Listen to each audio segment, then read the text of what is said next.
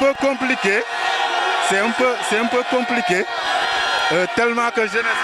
Toujours là. Il est le lion. Il est toujours là. Motivé. papa nuyu naa la. maa ngi lay fay. yaa ngi bàyyi ko ba fan. maa ngi bàyyi ko Kër Mbaye Fall. Kër Mbaye Fall sori na de. ah oui jar na ko. pour kan jar na ko pour kan. ah mais le président Ousmane Sonko. maanaam yow bu ñu dégg da nga bàyyi ko Kër Mbaye Fall. waaw ñëw gunge ki nga xam ne mooy Ousmane Sonko. waaw añ sax xaaruma ko. tey Ousmane Sonko moom yi maa ngi gis ni Macky Sall dafa jël arme bu bëree bëri. waaw teg ko ci Kër Massar. dafa dalee buun yëmbal yëpp. tey ndax amoo njàqare te ni Ousmane Sonko mën nañ koo téye ci yoon bi faagaagal ko. waaw mais mon cher on a vu avec l'avènement de Hitler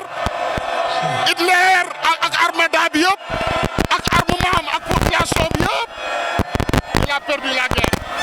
mais tey loolu mën a wax tuuti ci histoire bi xewoon ci Ben Ali.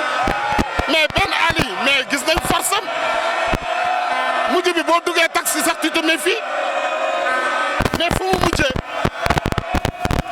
ah mais Bokassa anamu. mais dafa torox. li muy def nii dañuy ragal li mu jëcc. mais ana Bokassa ana Mobutu. mais tey yow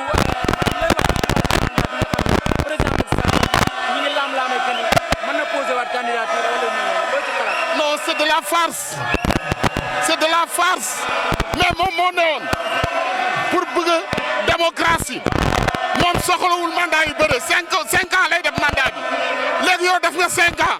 mais tey def nga 7 ans defaat 5 ans. ministre de la justice moom moo taxawoon daan ni kenn amul droit posé lu ëpp ñaari mandat fii nga xam ne mooy Sénégal mais tey moom moo dellu ginnaaw que ni Macky Sall mën na posé 3e candidature tey loolu la ci xam ak conseil constitutionnel bi nga xam ne ñoom ñoo yor li nga xam ne mooy loi réew mi. xam nga lan la ñuy wax nit da ngay taxaw ngay lamb sa bopp naan ana man looloo leen dal ana man ils se sont perdus dans le bonheur du pouvoir. Le miel est trop sucré pour eux. Mais quand même, qu'ils soient un peu plus raisonnables. Le pays veut mieux que. waaw nga baal ñu rek papa li nga jot a wax ci kàllaame bi papa nga ñu ko tuuti ci wolof pour ñi nga xam ne ñoo lay suivre. waaw ma ne maanaam réew mi buñ ko sorko buñ ko saaxee réew mi nga jàpp ni réew mi fi mu ne nii jamono yi dafa nur lu saaxee. mais c'est ça dañu bëgg a saaxee dëkk bi day jaru ko. mais est-ce que saaxee lay nuru parce que lii xewoon na fa ci. mais effectivement mais ma ne Senghor ñëw na ba dem ndeysaan keroog ba ñu àndee kooram teg ko fii assemblée. mais tout le monde a pleuré. yàlla yërëm Senghor. yal na ko yàlla yërëm. tout le monde a pleuré pourtant. pourquoi ñëpp xam nga mais xam nga lu tax dañu xool tey démb mu nekkoon fi oto moo doon romb fii dégg nga oto moo doon romb fii ñëpp taxaw tey mu ngi ni ñu tëral ko fii tey mënulu boppam dara Abdou Diouf ñëw na dem léeg-léeg mu ñëw ba dugg Sénégal génnaar kenn du yëg ñu ñëw na Ablaye Wade dem na am conséquences yi nga xam ne yëpp dund na ko fi après mais bu xalaata loolu dina dalaat dina dal.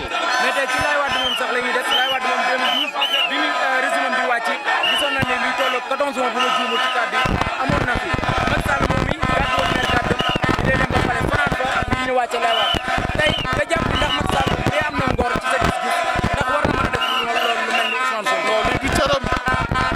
boobu du cëram. non lii du cëram. mais moom la yaakaar ni yaakaaru arme bi bu bees yi nga xam jënd na ko. non oto yu yu mel noonu.